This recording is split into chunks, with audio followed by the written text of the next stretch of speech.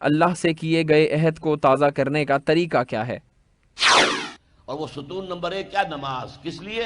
تاکہ بھول نہ جاؤ کہیں. 5 دفعہ دن رات میں نکلو اپنے کاروبار سے. صبح نیند بڑی ٹھنڈی ہوتی ہے، بڑی ٹھنڈی ٹھنڈی ٹھنڈی ہوا، ساری رات ہنس رہا ہو تب بھی صبح ضرور کچھ نہ کچھ ہوا چلتی. مریض ساری رات تڑپتا رہا ہو لیکن صبح کے وقت آ کر اسے کچھ نہ کچھ سکون آتا ہے. تو فجر کی نماز کی اذان ہو گئی ہے، سن لی ہے، لیکن لیٹنے کو جی چاہ رہا ہے. اس کے خلاف جد و جہد کریں گے، اپنے نفس کے خلاف، تبھی تو اٹھیں گے نا. آؤ اٹھو، جاؤ مسجد میں. اللہ سے اپنا عہد جو ہے، جو تم نے کیا ہوا ہے بندگی کا عہد، جاؤ تازہ کرو اسے. 4 رکعتوں میں 4 دفعہ کہو ایاک نعبد و ایاک نستعین، اے اللہ ہم تیری ہی بندگی کرتے ہیں، تجھ ہی سے مدد مانگتے ہیں. پھر تم دھندا کرو گے، کاروبار کرو گے، دفتروں میں جاؤ گے، پھر ظہر کے وقت پھر آ جاؤ مسجد میں، پھر عہد تازہ کرو. پھر کوئی تھوڑا سا قیلولہ کر لیا، کوئی تھوڑا سا آرام کر لیا، کچھ کھانا کھایا، پھر گئے اپنی دکان پر. لیکن پہلے عصر کی نماز پڑھ لو، پہلے تم اپنا عہد جو ہے پھر تازہ کر لو. پھر غروب سورج کے وقت پھر تازہ کرو، رات کو سونے سے پہلے پھر تازہ کرو. حفیظ جالندری کا بڑا عمدہ شعر ہے کہ سرکشی نے کر دیے دھندلے نقوش بندگی، آؤ سجدے میں گرے لوح جبیں تازہ کریں. یہ ہماری یہ سلیٹ ہے، لوح تختی ہے، اس پر لکھا ہوا کہ ہم اللہ کے بندے ہیں. لیکن سرکشی جو اندر سے آ رہی ہے نفس کی، اس نے اس لوح کے اوپر جو لکھا ہوا ہے ہم اللہ کے بندے ہیں، اسے دھندلا کر دیا ہے. آؤ سجدے میں گریں، زمین پر اپنی اس پیشانی کو رگڑیں تاکہ وہ جو نقش ہے بندگی کا وہ تازہ ہو جائے.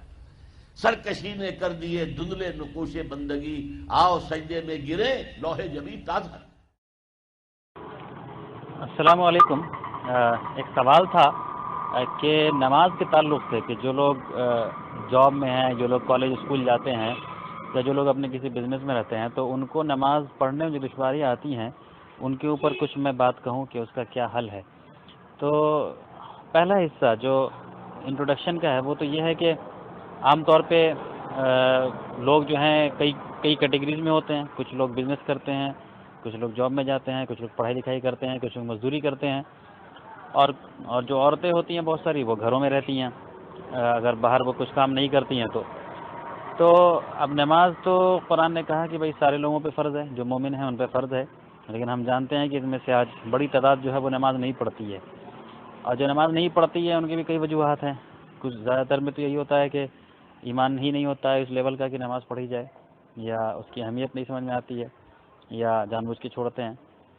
اور دوسری وہ کیٹیگری ہوتی ہے جو کہ کچھ بہانے سے نہیں پڑھتے ہیں، یا ان کو لگتا ہے کہ میں اس وجہ سے نماز ابھی نہیں پڑھ سکتا ہوں. تو اب ہمارا جو یہ ہے ڈسکشن ہے وہ خاص طور پہ ان لوگوں کو ایڈریس کر رہا ہے جو لوگ کچھ ایکسکیوز کرتے ہیں، کچھ بہانہ بنتے ہیں، یا ان کو لگتا ہے کہ وہ نماز نہیں پڑھ سکتے ہیں. تو اب کیا کیا وجوہات ہوتی ہے اصل میں جس سے کہ لوگ نماز نہیں پڑھتے ہیں اور کچھ ان کو بہانہ ملتا ہے. تو پہلا وہاں جو وجہ ہوتا ہے وہ اکثر زیادہ تر لوگ یہی کہتے ہیں کہ بھائی ہمارے پاس وقت نہیں ہے. کہا جاتا ہے بھائی کہ آپ جاب پہ جاتے ہیں، یا آپ بزنس کر رہے ہیں، یا آپ کالج جا رہے ہیں، تو آپ نماز کیوں نہیں پڑھتے؟ تو وہ کہتے ہیں ہمارے پاس وقت نہیں ہے. تو ایسے لوگوں کو یہ سمجھنا چاہیے کہ بھائی نماز ایسی چیز نہیں ہے کہ کسی ایسے آدمی کے لیے فرض ہے جو بالکل بیکار ہو، جس کو کوئی کام دھام نہیں ہو. تو نماز ان کے لیے ہو ایسی کوئی بات تو دین کے اندر نہیں ہے، بلکہ نماز سارے مومن پہ فرض ہے. تو آپ کوئی بھی کام کرتے ہو، کوئی بھی پیشہ میں ہو، یا کسی بھی طرح کی مصروفیت ہے، نماز کے حکم سے آپ ایگزمپٹڈ نہیں ہیں، چھوٹے نہیں ہوئے ہیں. تو نماز کوئی بیکار لوگوں کی چیز نہیں ہے. جس کے پاس کوئی کام نہیں ہو، جو بالکل بیکار ہو، جو 24 گھنٹہ فری ہو، وہ نماز پڑھے. تو پہلے یہ غلط فہمی کو دور کر لیں.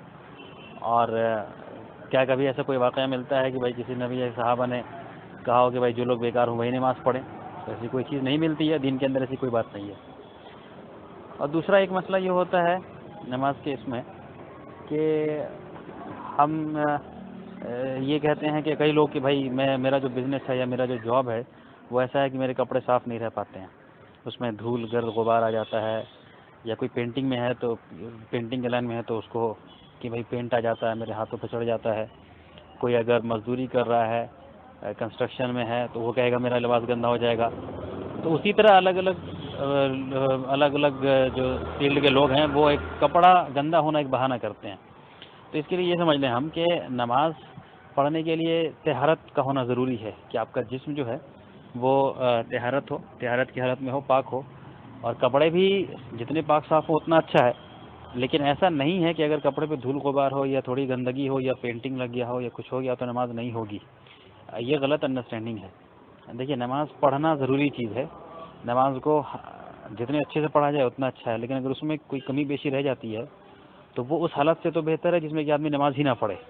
یعنی ایک وہ حالت ہے کہ ایک انسان نماز ہی نہیں پڑھے، اور ایک یہ حالت ہے کہ ایک آدمی نماز پڑھ رہا ہے لیکن اس کے کپڑے گندے ہیں۔ تو ظاہر سی بات ہے سب سے اچھا تو وہ تھا جس میں کہ انسان کے کپڑے بھی صاف ہوتے وہ نماز بھی پڑھتا ہے، لیکن نماز نہیں پڑھنے سے تو زیادہ بہتر ہے کہ نماز پڑھی جائے چاہے کپڑے گندے ہوں۔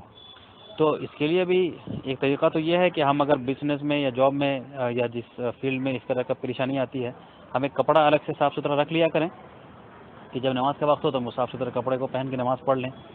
لیکن اگر کسی وجہ سے ایسا نہیں ممکن ہے، اگر لگتا ہے کہ یہ نہیں کر سکتے ہیں، تو کم سے کم اسی کپڑے میں نماز پڑھ لیں۔ نماز تو پڑھنا فرض ہے، بہرحال نماز چھوڑ نہیں سکتے ہیں، جسم طہارت کی حالت میں ہے تو نماز پڑھنا ہی ہے آپ کو۔ تو یہ دوسرا آبجیکشن ہوتا ہے لوگوں کا۔ اور تیسرا ایک اور جو پرابلم ہوتا ہے وہ لوگوں کا وہ یہ کہ بھائی جگہ نہیں ملتی ہے ہمیں نماز کی۔ اب لوگ یہ سمجھ جاتے ہیں شاید کہ نماز جو ہے وہ مسجد ہی میں پڑھنا ضروری ہے، تو پھر اچھی طرح سمجھ لیں کہ نماز پڑھنا فرض ہے۔ نماز مسجد میں پڑھنا جو ہے یقیناً زیادہ اجر دے گا، زیادہ خوشی خضوع اس میں آئے گا اگر آ جاتا ہے تو۔ لیکن نماز مسجد میں پڑھنا کوئی فرض چیز نہیں ہے کہ اس کے بنا نماز نہیں ہو سکتی ہے۔ قرآن نے کہا ہے کہ تم نماز جب وقت ہو جائے نماز کا تو تم پڑھو، چاہے وہ سواری پر ہو، چاہے تم اٹھے ہو، چاہے بیٹھے ہو، تو اس میں مسجد کوئی کنڈیشن نہیں ہے۔ تو اگر آپ کا جو جاب یا بزنس یا کاروبار یا کام ایسا ہے جس میں کہ آپ مسجد نہیں جا سکتے ہیں، تو اس وقت آپ کو کہیں بھی پڑھ سکتے ہیں نماز، اور وہ فرض ہے، پڑھنا فرض ہے۔ تو آپ اپنے جگہ پہ جہاں پہ ہیں، دکان ہے وہاں پہ بھی پڑھ سکتے ہیں، بس آپ ایک جانماز بچھائیں نماز پڑھ لیں، یا وہ کہیں جا کے وہاں پہ ممکن نہیں ہے، اگر کافی گندگی ہے تو کہیں اور چلے جائیں۔ نماز پڑھنا فرض ہے، مشکل سے جو ہے 2 میٹر یا 3 میٹر کی جگہ چاہیے ہوتی ہے نماز پڑھنے کے لیے، تو آپ اس جگہ پہ نماز پڑھ سکتے ہیں۔ جو لوگ کمپنیز میں کام کرتے ہیں، نوکری کرتے ہیں، وہ آپ کو بتائیں گے کہ جو ان میں سے جو لوگ نماز پڑھتے ہیں کہ کوئی لوگ کبھی لفٹ کے پاس نماز پڑھتے ہیں، کوئی کبھی پارکنگ لاٹ میں جا کے نماز پڑھتے ہیں، کوئی کبھی جو ہے سو کچھ باغ ہے اس کے سائیڈ میں پڑھ لیتے ہیں، لان کے سائیڈ میں۔ تو نماز کہیں بھی پڑھی جا سکتی ہے، آپ کے لیے پڑھنا فرض ہے، مسجد میں پڑھنا فرض نہیں ہے، نہ ہی ضروری کی کیٹیگری میں آتا ہے۔ اسی سے جڑی ایک اور پریشانی لوگ بتاتے ہیں کہ بھائی ہم کیسے پڑھیں، وہ جگہ جو ہے وہ اتنا صاف نہیں ہے، گندا ہے۔ تو پھر وہی بات ہے کہ نماز کا پڑھنا ضروری ہے، جگہ کا صاف ہو تو اور زیادہ بہتر ہے، اور جگہ کو بہت آرام سے صاف کیا جاتا ہے۔ جگہ صاف کرنا تو کوئی مشکل کام نہیں ہے۔ آج کل وہ جانماز آتا ہے جو آپ موڑ سکتے ہیں اور ایک پاکٹ میں آپ کے آ سکتا ہے، یہ آپ کو 100 روپے تک میں مل جاتا ہے، یہ پاکٹ جانماز کہلاتا ہے، جس کو کہ آپ موڑ سکتے ہیں اور موڑ کے پاکٹ میں آ جاتا ہے۔ اگر آپ کے پاس وہ بھی نہیں ہے تو آپ اخبار رکھ سکتے ہیں، نماز کا وقت آپ اخبار بچھا لیں، اخبار پہ نماز پڑھ لیں۔ اگر آپ کے پاس اخبار بھی نہیں ہے، کوئی بھی صورت نہیں ہے، تو کم سے کم آپ رومال سے ہی اس جگہ کو صاف کر لیں جہاں پہ نماز پڑھنا ہے، اور سجدے کی جگہ پہ رومال رکھ لیں۔ اور وہ بھی بالکل ہی ممکن نہیں ہے تو ہاتھی سے صفائی کر دیں، اس کے بعد نماز پڑھیں۔ یاد رکھیں نماز پڑھنا فرض ہے، یہ وہ شرائط نہیں ہے جس سے کہ نماز نہیں ہوگی۔ جگہ ٹھیک ٹھاک پاک صاف ہو تو ہو جائے گی بالکل۔ یہ اس سے جڑی ہوئی ایک پریشانی تھی۔ اور ایک اور مسئلہ یہ ہوتا ہے لوگوں کو، ایک اور دشواری یہ آتی ہے نماز پڑھنے کے سلسلے میں کہ وہ کہتے ہیں کہ بھائی بہت ہر طرح کا کام ہوتا ہے، کچھ لوگ بہت بیزی ہوتے ہیں، کوئی لوگ بہت ٹاپ مینیجر پوسٹ پہ ہوں گے، بہت بیزی ہوں گے، ان کے پاس وقت نہیں ہوگا، اور اس میں پھر لوگ ایک یہ بہانہ بناتے ہیں کہ بھائی اب ظہر کی جو ہے 10 رکعت ہوتی ہے، 4 رکعت سنت، 4 رکعت فرض، 2 رکعت سنت، تو یہ 10 رکعت پڑھنے میں جو ہے مجھے جو 15 منٹ کا وقت لگے گا وہ میرے پاس بہت مشکل ہو جائے گا میرے لیے۔ یا کوئی بزنس مین کہہ سکتا ہے، کوئی فیکٹری میں چلانے والے بول سکتے ہیں کہ بھائی 15 منٹ کے لیے میں چلا جاؤں تو بہت فیکٹری میں بہت گڑبڑ ہو جائے گا۔ تو پھر ہم یہاں پہ یہ سمجھ لیں کہ بھائی فرض نماز جو ہے وہ پڑھنا فرض ہے، وہ اصل چیز ہے۔ جو دوسرے نماز ہوتے ہیں نفل، اس کا مطلب یہ ہوتا ہے کہ یہ آپشنل ہے، اور اصل میں نماز کی کیٹیگری اصل حقیقت تو 2 ہی تھی، ایک فرض تھی اور ایک نفل تھی۔ یہ نفل کو پھر بانٹ دیا گیا سنت موقدہ، سنت غیر موقدہ میں، ورنہ فرض نماز جو ہے وہ اصل پڑھنا ہے اور اسی کا حساب کتاب ہوگا آپ سے۔ فرض نماز چھوڑ دیا تو گناہ ہوگا، اور فرض نماز سے کوئی کمپنسیشن نہیں ہے، فرض نماز کو کوئی بھی سنت یا نفل نماز اس کو کمپنسیٹ نہیں کر سکتی ہے۔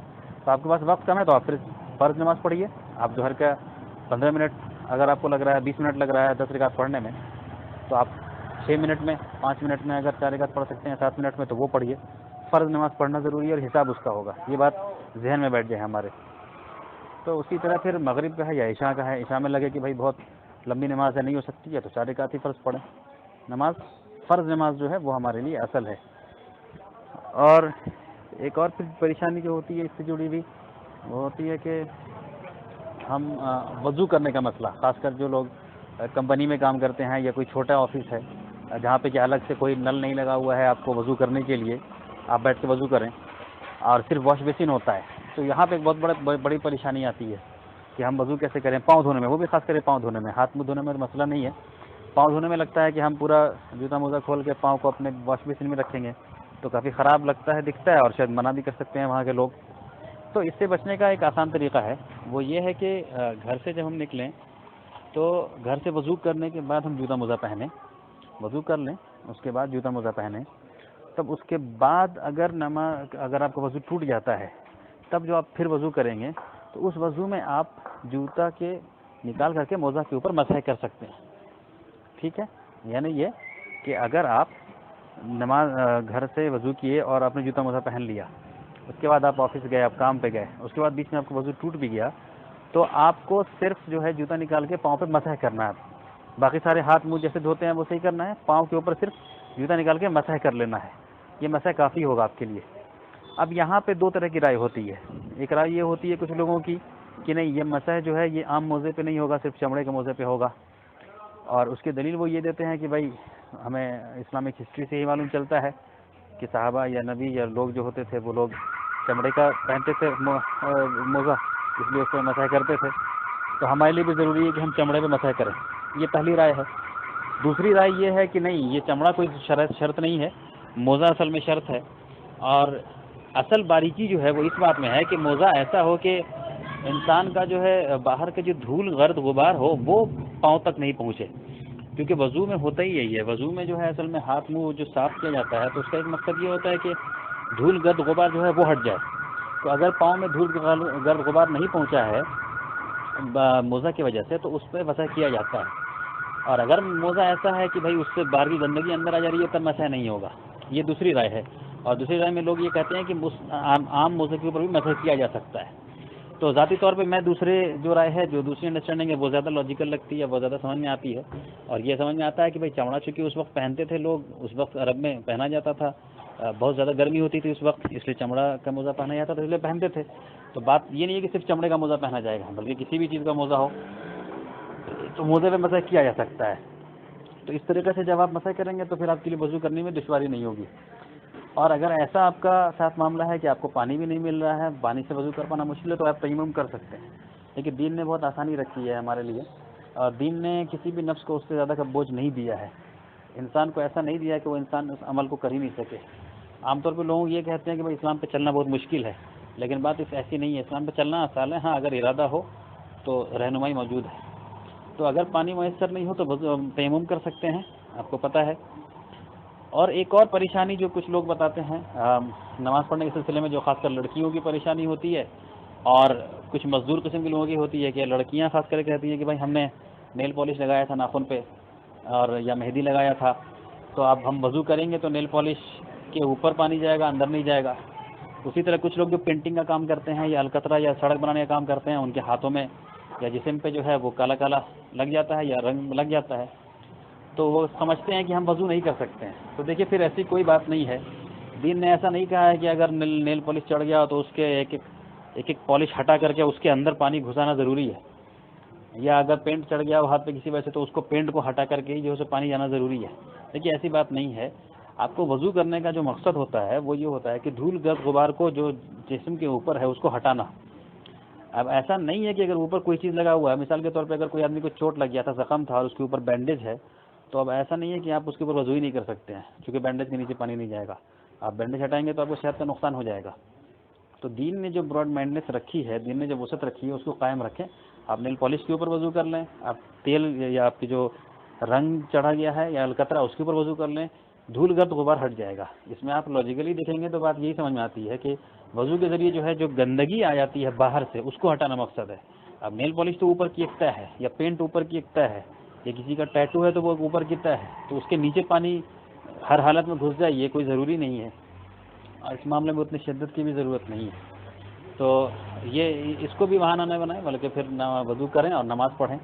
وضو میں ہم باہری گندگی کو ہٹاتے ہیں، پھر جب نماز کے اندر جاتے ہیں تو روحانی گندگی کو ہٹاتے ہیں، یعنی وضو میں باڈی کے جسم کی گندگی کو ہٹاتے ہیں اور نماز کے اندر روح کی گندگی کو ہٹاتے ہیں، یہ ہم سمجھ لیں۔ تو یہ مسئلے بھی ہمارے لیے اصل میں آسان ہے۔ پھر اگر ممکن ہو جماعت کے ساتھ پڑھنا تو جماعت کے ساتھ پڑھ لیں۔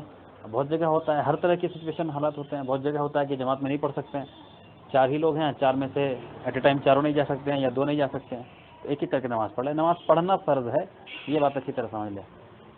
پھر ایک اور بات آتی ہے کہ کچھ لوگ یہ ہوتے ہیں جو کافی مصروف ہوتے ہیں، تو وہ 2-3 وقت کی نماز ایک ہی ساتھ ملا کے پڑھ لیتے ہیں، ظہر اثر مغرب کو ایک ساتھ ملا کے عشاء میں پڑھ لیا، یا ظہر اثر کو چھوڑ دیا اپنے وقت مغرب میں پڑھ لیا۔ تو پھر یہ بات واضح ہو جانا چاہیے کہ نماز جو ہے وہ اپنے وقت پر فرض ہے۔ جب وقت چلا گیا نماز کا تو نماز فرض ہی نہیں رہی، نماز اب رہی ہی نہیں، یہ نماز کبھی قضا نہیں ہوتی ہے۔ قرآن نے کہا ہے کہ ہم نے نماز کو مقرر وقت پہ فرض کیا ہے، اور وقت اگر نکل گیا تو نماز پھر گئی، اور نہ ہی اس کو کمپنسیٹ کیا جا سکتا ہے۔ دیکھیے روزے کے سلسلے میں تو کہا ہے قرآن نے کہ اگر تم نے روزہ چھوٹ گیا تو تمہیں بعد میں پورا کرنا ہے، لیکن نماز کے سلسلے میں ایسی کوئی بات نہیں کہی۔ نماز مقرر وقت پر ہے، وقت تھا آپ نے نماز نہیں پڑھی تو نماز زیادہ رہا۔ وقت کیا ہوتا ہے؟ تو عام دنوں میں جو وقت ہوتا ہے وہ ہم کو معلوم ہے، ظہر اثر مغرب عشاء فجر، عام دن میں جو وقت ہوتا ہے وہ ہمیں پتہ ہے کہ اتنا سے اتنا وقت ظہر، اتنا سے اتنا اثر، اتنا سے اتنا مغرب، اسی طرح۔ لیکن سفر کی حالت میں جو ہے یہ وقت کی باؤنڈریز جو ہے ذرا بڑھا دی جاتی ہے۔ سفر کی حالات میں ایسا ہوتا ہے کہ ظہر اور اثر ظہر کی شروعات سے لے کے اثر کے آخری حصہ تک جو ہے وہ ظہر اور اثر ملا کے ہوتا ہے وقت۔ اسی طرح مغرب اور عشاء کا وقت جو ہے وہ مغرب سے شروع سے لے کے عشاء کے آخری تک ہوتا ہے۔ یہ سفر کے حالات میں، یہ حج کے دوران میں یہ رینج ہے، لیکن عام دنوں میں جو رینج ہے وہ آپ کو ابھی اور ہم کو بھی معلوم ہے۔ تو نماز کو اپنے وقت پر ہی پڑھیں، کم وقت ہے پھر فرض پڑھیں، مسجد نہیں جا سکتے تو کوئی ضروری نہیں ہے، اپنے جگہ پہ پڑھ لیں، اپنے ورک لوکیشن پہ پڑھ لیں، کالج میں ہیں تو کہیں بھی آپ کو اتنی جگہ جہاں پہ کہ آپ کو بس سجدہ کرنے تک کا موقع مل جائے۔ اور اگر ایسا حالات ہوتا ہے کہ آپ کو واقعی جانے کی اجازت ہی نہیں ہے، بالکل آپ اپنی جگہ سے جا ہی نہیں سکتے ہیں، تو بھی آپ بیٹھے بیٹھے ہی نماز پڑھیں، دین میں اس کی بھی اجازت ہے۔ آپ بیٹھے بیٹھے اپنے سیٹ پر پڑھ لیں، آپ اشارے سے پڑھ لیں۔ آپ کار چلا رہے ہیں، گاڑی چلا رہے ہیں، اور آپ کو ایسا لگ رہا ہے کہ آپ گاڑی روک بھی نہیں سکتے ہیں کہیں پہ، ایسا ٹریفک ہے، اور آپ ٹریفک میں جب تک رہیں گے تو وقت چلا جائے گا، مغرب کا بہت کم وقت ہے، تو آپ کار چلاتے ہوئے نماز پڑھ لیں۔ یہ نہیں پڑھنے کے حالات سے بہتر ہے، کیونکہ قرآن نے جو ہے نماز کے سلسلے میں ایک بات کہی کہ نماز اتنی زیادہ ضروری اہم چیز ہے کہ اگر نماز کے معاف ہونے کا کوئی سچویشن، کوئی حالات ہوتا تو وہ یقیناً جنگ کا حالات ہوتا، کیونکہ جنگ کے حالات میں جو ہے نماز پڑھنا واقعی بہت مشکل کا